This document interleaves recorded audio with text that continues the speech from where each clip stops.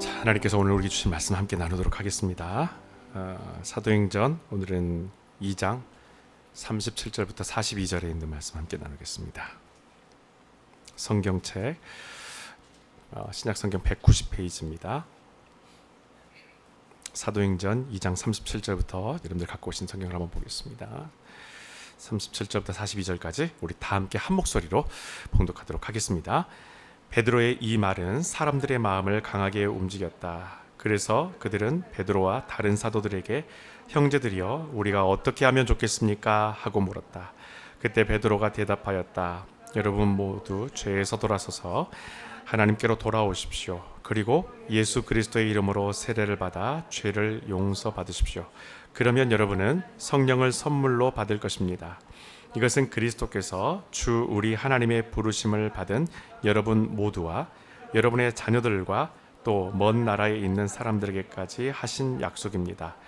그러고 나서 베드로는 긴 설교를 통해 예수에 대해서 알려주고 악한 세대에서 구원받을 것을 모든 청중에게 강력히 호소하였다.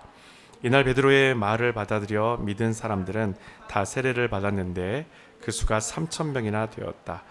그들은 사도들의 가르침을 받고 기도에 날마다 빠짐없이 참석하여 서로 교제하면서 함께 음식을 나누어 먹었다. 아멘.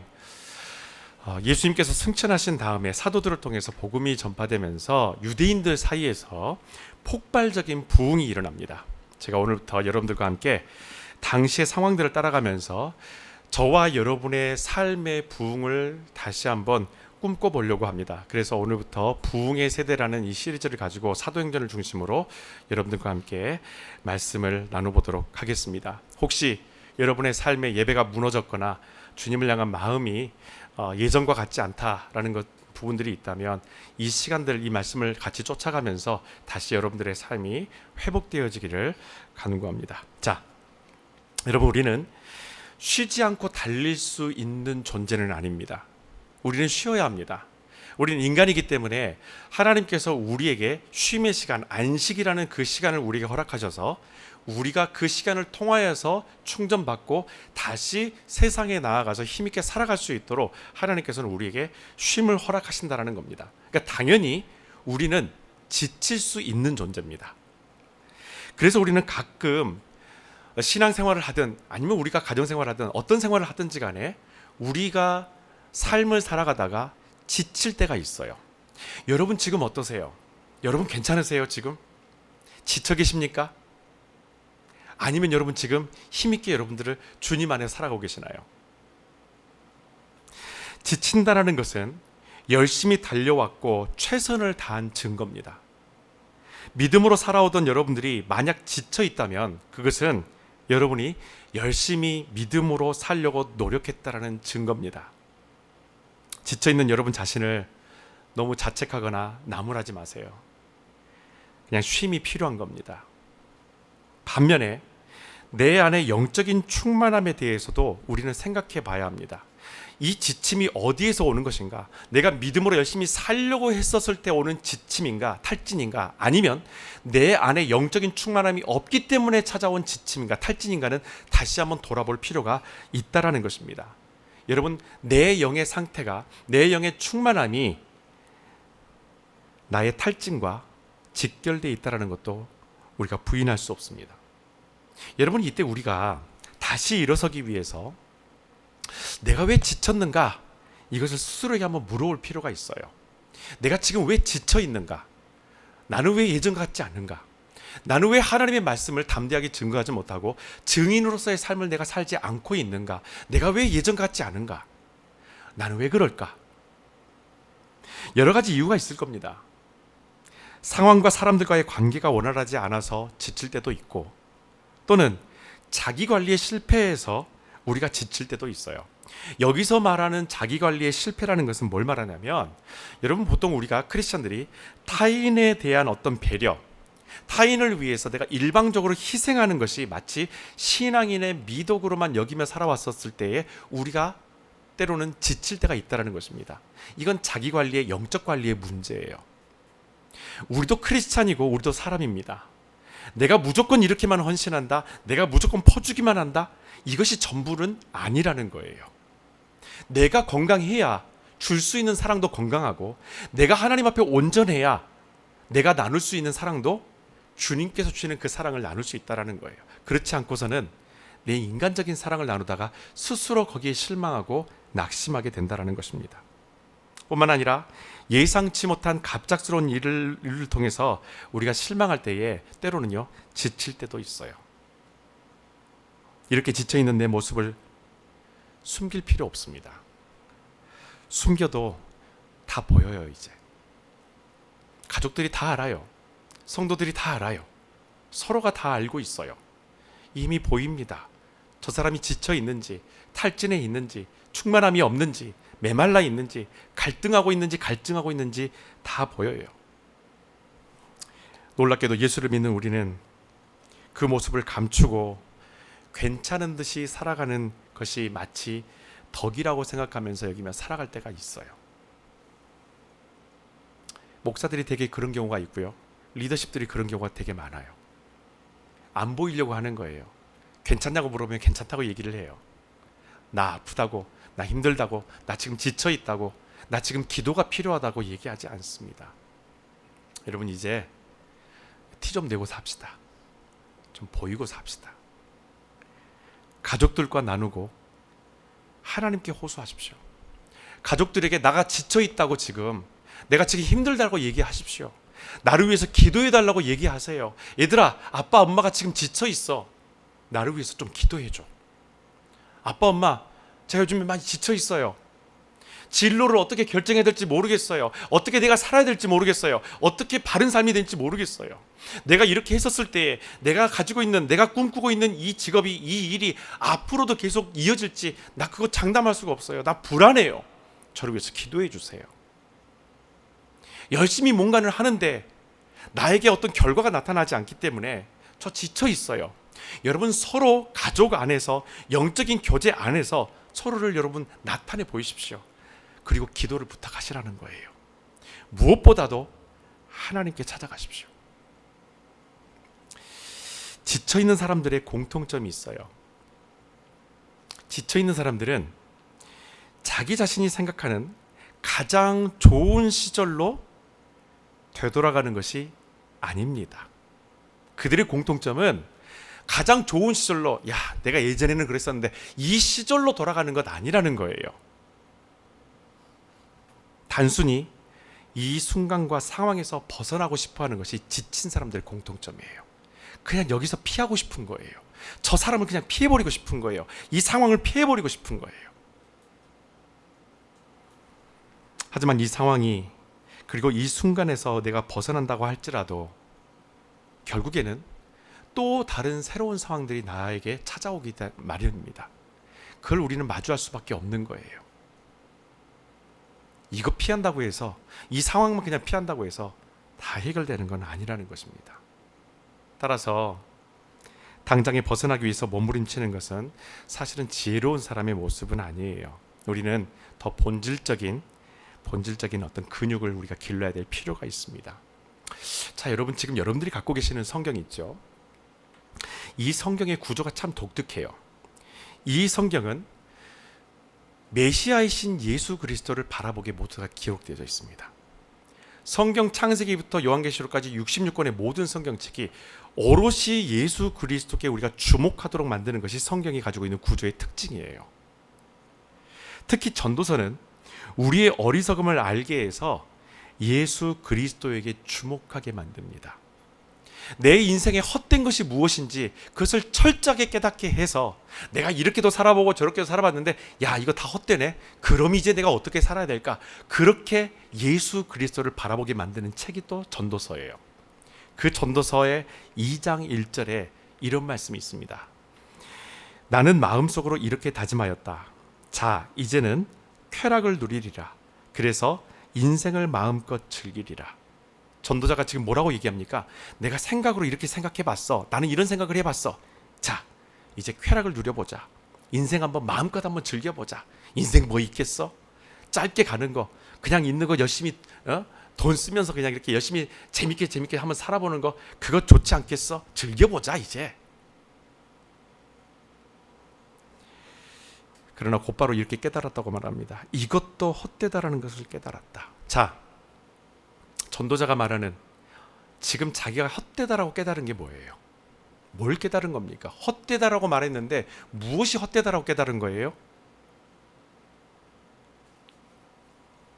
주님이 주신 마음이 아니라 내 생각과 내 마음속의 뜻과 계획을, 그것을 따라서 즐겁게 사는 인생을 생각하면서 살아왔었던 것, 그런 내 마음속에 갇혀 살아왔었던 것이, 그것이 헛된 인생이었다는 것을 발견하게 됐다는 거예요. 내 생각에 갇혀 삽니다. 내 마음에 갇혀 삽니다. 이것이 괜찮다라고 생각하면서 갇혀 사는 그 인생, 그게 잘못됐다고, 그게 헛된 것이라고 전도자는 깨달았다는 겁니다. 반대로 말하면 지혜로운 사람은 어떤 사람인가? 내 모든 것을 알고 계시고 나를 향한 계획을 가지고 계시는 그 하나님께 묻고 찾는 사람이, 그 사람이 지혜로운 사람이에요. 여러분에게 한 가지 부탁드리고 싶어요. 여러분 마음의 그 울타리 안에 갇혀 살지 마세요. 그러니 불행한 겁니다. 그러니 행복하지 못한 거예요. 그 생각의 울타리에서 좀 나오세요. 그 생각과 마음의 울타리 안에서 나오세요. 나오지 않으면 지칠 겁니다. 내 생각은 내 삶을 헛되게 만든다라는 거예요. 여러분, 내 삶에 다시 부흥이 찾아오기를 갈망하고 있다면 제일 먼저 이렇게 한번 해보십시오. 어떻게 하면 좋겠습니까? 라고 여러분 주님께 물으세요. 부흥은 여기서부터 시작되는 겁니다. 주님, 제가 어떻게 하면 좋겠습니까? 여러분, 사도 베드로가 성령의 충만함을 입어서 담대히 하나님 나라 복음을 누구에게 전하냐면 지금 유대인들에게 전하고 있어요. 바울은 이방인 선교였고 베드로는 유대인과 이스라엘 사람들에 대한 선교입니다. 두 사람이 맡고 있는 영역 자체가 좀 달라요. 자기 동족에게, 예수 그리스도를 죽인 자기 동족의 유대교도들한테 지금 하나님 나라의 복음을 전하고 있어요. 근데 여러분 보세요. 이미 택함 받은 민족이기 때문에 더 이상 신경 쓸 일이 없는 사람들인데 복음은 그들에게 엄청난 충격을 가져다 줍니다. 나는 이미 하나님께 택함 받은 사람인데, 나 이미 세례 받은 사람인데, 나 교회 다니는데, 그럼에도 불구하고 이 복음이 그들에게 다시 충격이 되었다라는 거예요. 그 충격이 무엇입니까? 무엇 때문에 이 사람들이 지금 충격을 받은 걸까요? 내가 죄인이라는 사실을 처음으로 발견함을 통해서 그들이 지금 충격을 받은 거예요. 여러분, 사도행전 2장에 나와 있는 오늘 우리가 읽고 있는 이 말씀 이전에는 베드로가 했었던 설교가 나옵니다. 댁에 가셔서 여러분들 꼭 이 설교를 한번 들어보세요. 읽어보시면 베드로가 어떤 말씀을 전했기에 37절에서 이 사람들이 갑자기 술렁이기 시작했는가, 이 사람들이 갑자기 이렇게 충격을 받았는가를 알 수가 있는 거예요. 그들이 베드로의 복음 설교를 통해서 경험했던 것은 뭐냐면, 그래, 내가 죄인이구나. 정말 내가 죄인이었구나. 택함 받은 민족으로서 살아오던 유대인들이 자기가 죄인이라는 것을 깨달았다는 것은요, 한 가지 이유밖에는 없어요.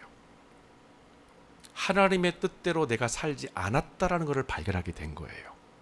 하나님의 택함 받은 백성으로 내가 그렇게 정체성으로 사는 것이 전부가 아니라는 것입니다. 그렇게 살지 않았기 때문에 하나님 앞에 부끄럽고 하나님 앞에 죄 지은 사람처럼, 죄인처럼 살아가는 거예요. 그러니 그들의 마음 가운데에서 베드로를 향해서 뭐라고 얘기하겠습니까? 그럼 제가 이제 어떻게 하면 좋겠습니까? 라고 물어보는 거예요. 내가 이걸 발견하게 됐는데, 내가 하나님의 뜻대로 살지 않은 내 모습을 내가 발견하게 되고 죄인이라는 걸 내가 발견하게 됐는데 내가 이제 어떻게 하면 좋겠습니까? 라는 겁니다. 여러분, 1866년에 토마스 선교사님이 조선 땅에 제너럴 셔먼이라는 배를 타고 복음을 전하기 위해서 옵니다. 대동강 하구에 이 제너럴 셔먼이 도착을 했어요. 근데 이 제너럴 셔먼의 선장이라는 사람이 조선의 군인 한 사람을 억류해 버립니다. 납치해 버려요. 그리고 이 사람을 억류해서 인질 삼아서 조선에 강압적인 무역을 요구하는 거예요.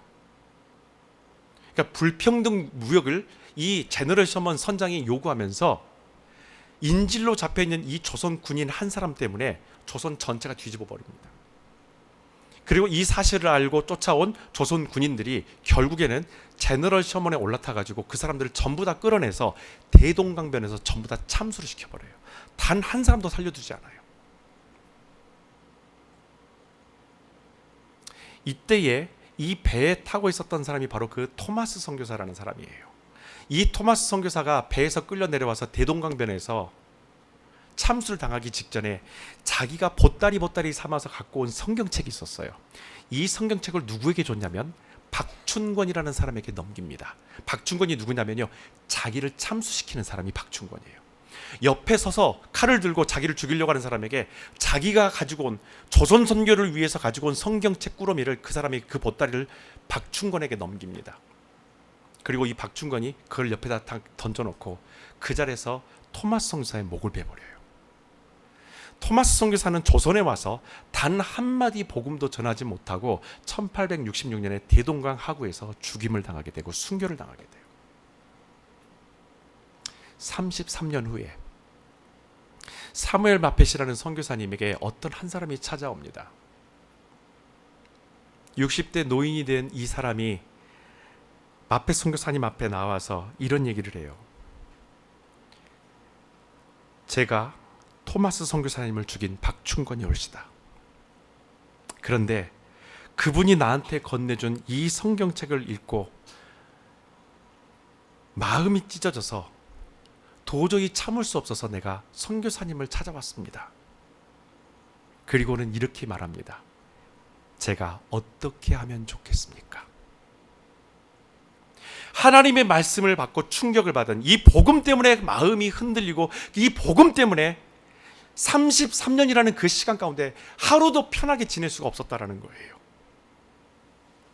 그래서 마펫 선교사님을 찾아와서 그렇게 물어보는 거, 이제 제가 어떻게 하면 좋겠습니까? 마펫 선교사님이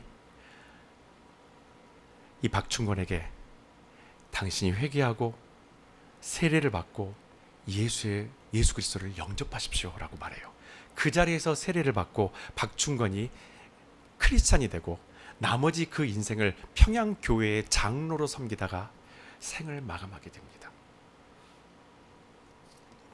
주님께 묻는다라는 것은 그분과의 관계를 다시 시작하는 것, 새롭게 시작하는 것을 말하는 거예요.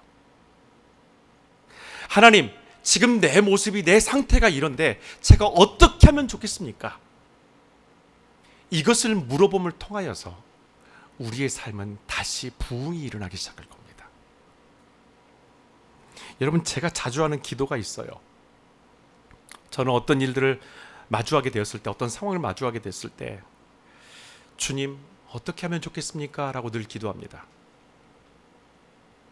주님, 저 어떻게 하면 좋겠습니까? 이런저런 제가 머릿속에서 생각하고 있는 결과론적인 시나리오를 읊으면서 하나님께서 하실 말씀을 가로막지 않고, 하나님께서 나에게 말씀하실 그 타이밍을 가로막지 않고 주님께 물으면서 제가 깊이 들어가는 거예요. 그리고 주님 앞에 멈춰 섭니다. 주님, 제가 어떻게 하면 좋겠습니까?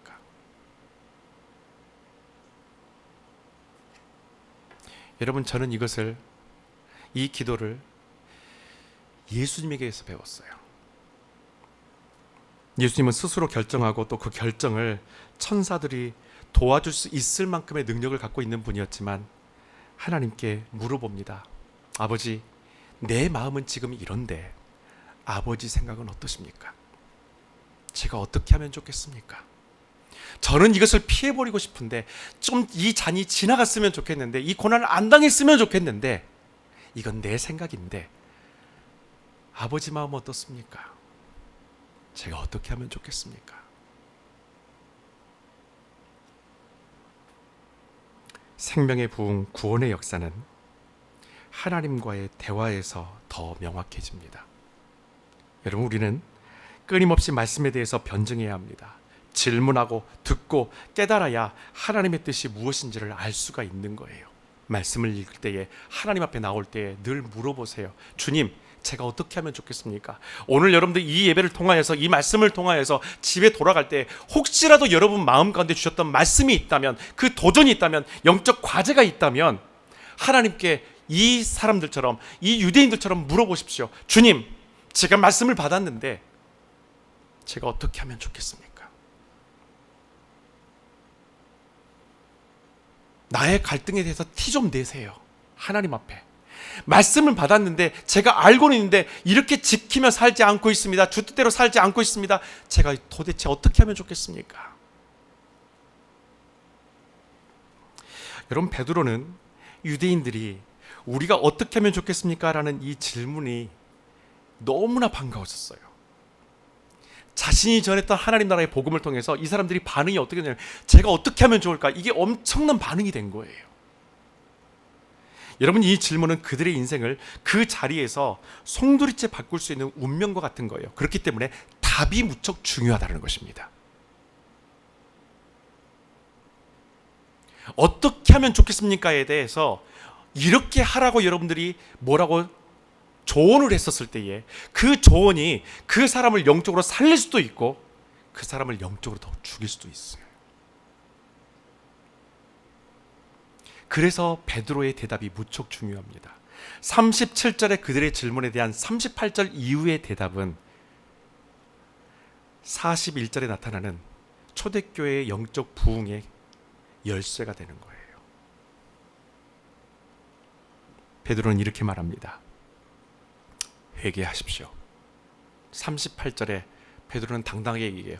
여러분들 회개하십시오. 오늘 현대 성경에서는요, 하나님께 돌아오십시오 라고 얘기를 해요.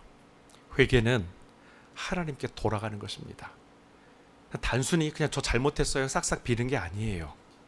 회개는 내 자신을 발견하게 되고 하나님을 발견하게 되는 놀라운 과정이에요. 여러분, 회개하는 자에게 주시는 두 가지 선물이 있습니다. 오늘 베드로가 그 두 가지 선물을 이야기를 해요. 회개만 하게 되면 그냥 끝나는 것인가? 첫 번째 선물은 용서의 선물을 받는다라고 얘기를 해요. 여러분, 용서는 회개하는 자에게 주시는 하나님의 엄청난 선물입니다. 두 번째는 성령을 선물로 주십니다. 성령은 용서받은 성결한 자에게 주시는 선물이 바로 성령입니다. 성결치 못한 자, 하나님 앞에 거룩함을 입지 않는 자에게는 성령께서 그들 가운데 임재하시지 않으세요. 여러분, 죄는 내가 내 삶을 드라이버할 때 일어납니다. 하나님께로 가는 것에 방해가 되는 것을 제거하십시오. 회개는 소리가 아니라 결단이고 순종입니다. 자, 그런데 하나님께 이미 속해 있다고 여기며 살아왔었던 유대인들에게 여러분들 회개하십시오, 회개함으로 하나님께 돌아오십시오 라고 말하는 것이, 하나님께로 돌아오라는 이 말이 여러분, 이게 맞는 말일까요? 사실은 모순된 얘기예요.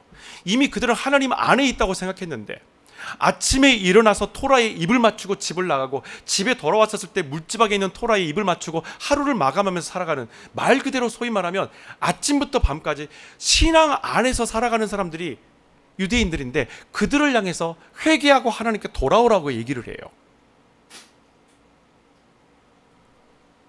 과연 이것이 맞는 얘기일까요? 여러분, 제가 지쳐 있어요. 만약에 지쳐 있는 저한테, 제가 여러분들한테 제가 요즘에 지쳐 있습니다 얘기했는데, 여러분들이 저한테 목사님 회개하세요, 이게 위로가 돼요? 이게 위로가 안 되는 거예요. 그렇죠? 인간적으로 사실은 위로가 안 돼요. 근데 지금 베드로가 유대인들을 향해서 그렇게 얘기합니다. 회개하라고 얘기를 해요. 돌아오라고 얘기를 해요. 베드로의 지적이 틀린 것은 아닙니다. 그들은 하나님을 일부만 믿고 있었어요. 그래서 하나님께 다시 돌아오라는 거예요. 나에게 유리한 부분만 믿고 살아가는 거예요.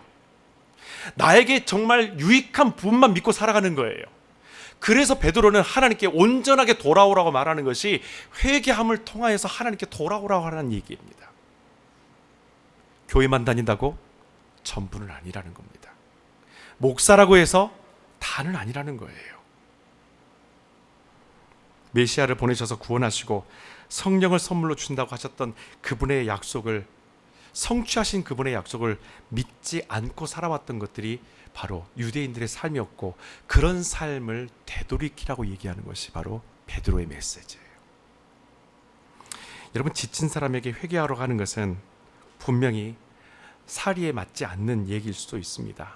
그러나 다시 처음 질문을 하고 우리가 돌아가서 제가 어떻게 하면 좋겠습니까? 라고 하나님께 만약에 물었다면 주님께서는 우리에게 뭐라고 대답하실까요? 말씀을 통해서 내 마음이 지금 흔들려 있는데 하나님 앞에서 내가 온전하지 않다는 걸 발견하게 된 내가 하나님 앞에서 주님, 그럼 제가 어떻게 하면 좋을까요? 라고 했을 때 하나님 우리에게 뭐라고 말씀하실까요?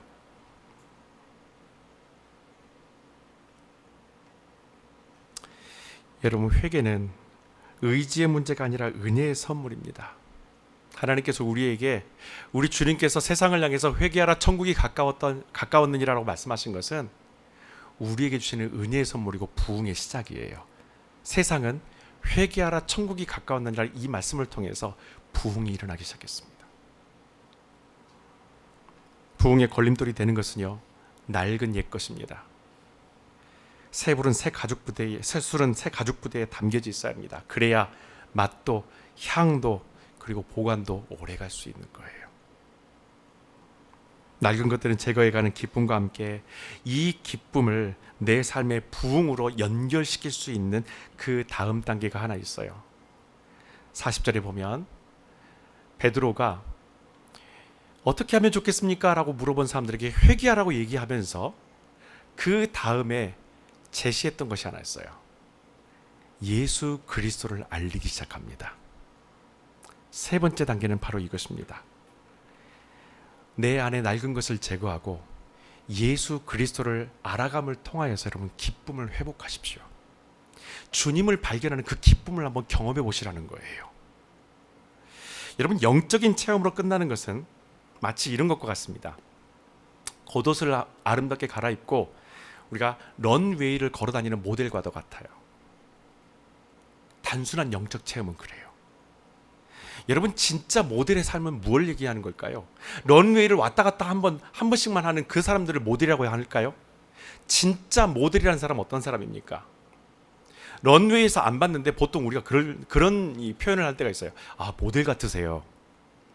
뭐예요? 쉐입이 다르잖아요. 발걸음이 달라요. 옷 입는 매무새가 달라요. 자기 관리를 잘하는 사람이에요.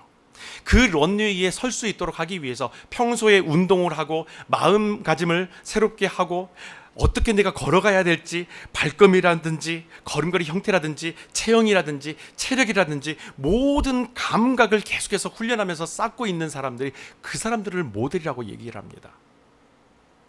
그렇게 살아가는 모습을 보면서 사람들은 그 사람을 모델이라고 얘기하는 거예요. 자, 여러분의 롤모델이 누굽니까?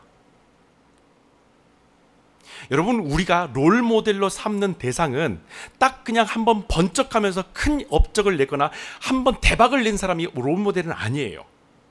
진짜 우리가 롤모델을 삼는 사람은 어떤 사람입니까? 평소에 그렇게 살아갔던 사람을 롤모델 삼는 거예요. 한번 대박 쳤다고 해서 그 사람이 내 삶의 롤모델이 될 수가 없어요.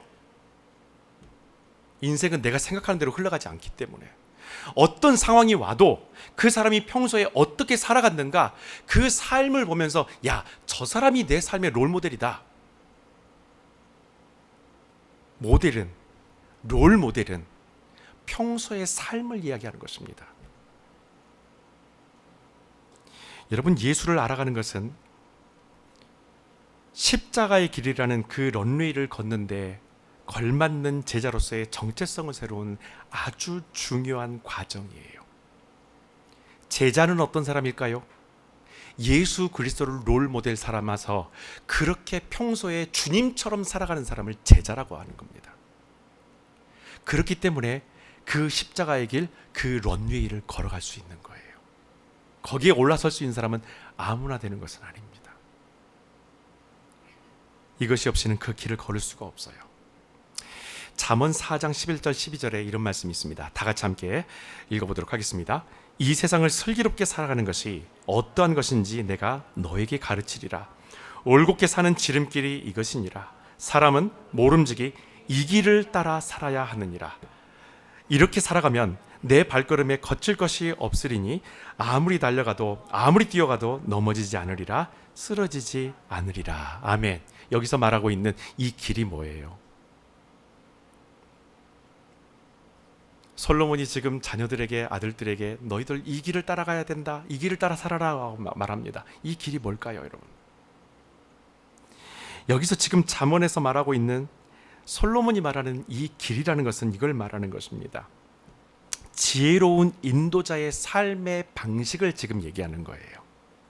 솔로몬이 아들들에게 이 길을 따라오라고 말하기 위해서는 솔로몬 자신이 먼저 모범을 보여야 합니다. 내가 하나님의 종으로서 어떻게 살아왔는지 그 평소의 삶을 보면서 너희들도 이 길을 따라서 살아야 한다라는 것을 얘기하는 것이 잠언에 나와 있는 말씀이에요.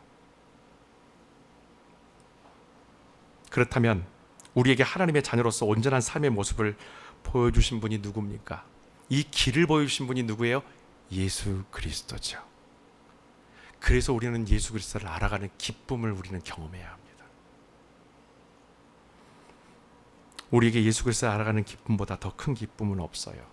성경 66권은 전체가 다 그래서 예수님을 계속 바라보게 만드는 거예요. 그래서 성경 말씀을 읽을 때마다 기쁨이 넘쳐나는 겁니다. 아직도 성경을 읽을 때 기쁨이 없는 사람은 여전히 거기서 뭔가 하나 주워먹기만 하려고 성경을 읽는 사람이에요.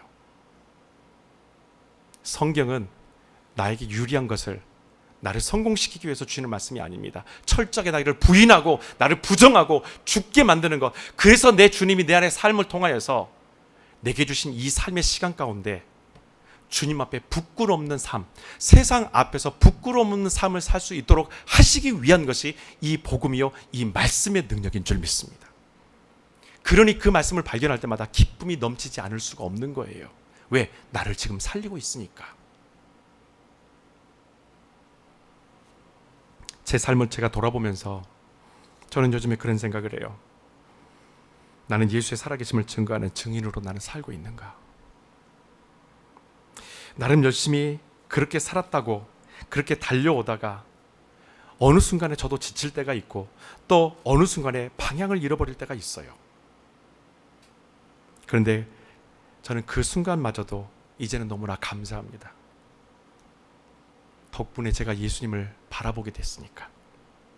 그 넘어짐 때문에 예수를 바라봤고, 그 실패를 통해서 예수를 바라봤고, 그 연약함을 통해서 주님을 바라볼 수밖에 없었고, 자존심만 자꾸 살려고 하는 내 자신을 보면서 십자가에서 자신을 죽이신 예수 그리스도를 바라볼 수 있게 된 것이 나에게 너무나 큰 은혜가 되었다는 거예요.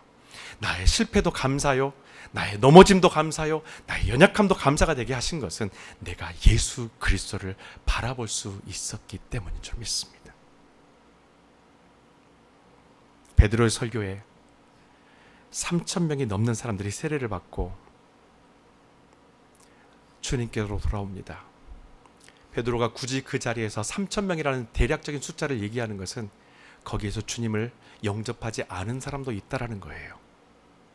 모든 사람이라고 얘기하지 않고 거기서 3,000명이 주님께로 돌아왔다. 안 믿는 사람도, 받아들이지 않는 사람도 있었다라는 것입니다. 그럼에도 불구하고 3,000명이라는 사람이 그 말씀을 통해서 세례를 받게 하신 예수 그리스도의 복음이 너무나 궁금해지고, 저뿐만 아니라 우리 성도님들의 말씀에 이처럼 능력이 나타나기를 우리는 소망하고 갈망하는 마음으로 다시 우리는 주님을 알아가야 하는 자리로 돌아가야 합니다. 지쳐 있나요? 기뻐하고 싶나요? 음식을 먹고 좋은 곳을 여행 가는 거, 그 순간뿐입니다. 자스퍼 갔다 왔더니 아직도 아른거리긴 해요. 근데 이번 주에 오늘 이제 릴루에 떠나게 되는데 또 잊어버리게 돼요. 릴루에 가게 되면 거기에 또 아름다움, 거기서 주시는 그 마음 때문에 자스퍼는 또 다 잊어버려요. 사람인지라 다음에 또 어디 좋은 데 가지? 이 생각만 하는 거예요. 주님을 품고 싶어요. 진짜 기뻐하고 싶어요. 찰나의 순간에 감각적인 기쁨으로 끝나지 않고 그냥 그렇게 주님을 기뻐하며 살고 싶어요. 주님을 알아가지 못하면 그 기쁨을 찾을 수 없다는 것을 발견합니다. 초대교회의 폭발적인 부흥이 지금 이 세대에 보이지 않는 것처럼 보일지 모르지만 여러분, 이 시대에도 나타나야 할 그 부흥은 여전히 나타나고 있습니다. 여러분의 삶이 정체되어 있는 것처럼 보이지만 여러분의 삶 안에서 정체되어 있는 그 상황 때문에 다시 부흥은 일어나고 있습니다. 왜일까요? 다시 일어서고 싶은 마음이 여러분 안에 있잖아요. 이게 부흥의 시작이에요. 그래서 주님께 물어보잖아요. 주님, 제가 어떻게 하면 좋겠습니까? 말씀하실 거예요. 회개하라, 돌아오라, 기뻐하라, 다시 예배하라, 다시 주님을 찾아라, 다시 내게로 돌아오라. 그분이 말씀하실 때에 그 말씀의 순종함을 통하여서 주님을 만나십시오. 복음을 동경하는 부흥의 세대로 이 시대를 살아갑시다. 세상이 깜짝 놀랄 만한 기독교사의 업적을 우리 교회가 남길 필요 없어요. 그런 부담 우리 교회 가질 필요 없어요. 내가 인생을 살아가면서 내가 죽기 전에 아주 큰 거 하나 좀 했으면 좋겠다, 교회에 큰 업적 하나 했으면 좋겠다, 그런 부담 안 가지셔도 돼요.